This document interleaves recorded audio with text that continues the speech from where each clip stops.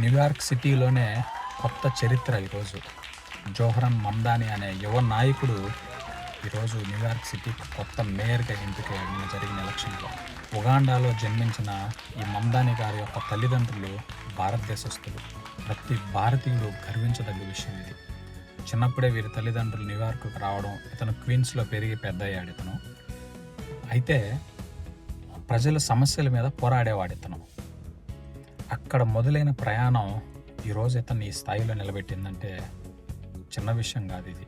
ఈ మేయర్ ఎలక్షన్లో పెద్ద పెద్ద రాజకీయ నాయకులు ఆండ్రూ లాంటి వాళ్ళతో పోరాడి, అదేవిధంగా ఇంకొక పక్క ప్రతి ఒక్కరూ ఇతనికి అనుభవం తక్కువ అని అంటున్నా కూడా ఎక్కడా వెనక్కి తగ్గకుండా ప్రజల మీద నమ్మకం పెట్టుకొని పోరాడాడు.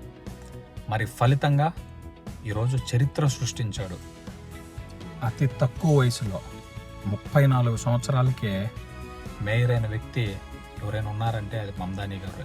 న్యూయార్క్ చరిత్రలోనే మొట్టమొదట ముస్లిం మేయర్ జోహ్రన్ మమ్దాని గారు. జోహ్రన్ మమ్దాని గారికి నా హృదయపూర్వక అభినందనలు. Hats off sir. మీలాంటి నాయకులు ప్రపంచానికే స్ఫూర్తి.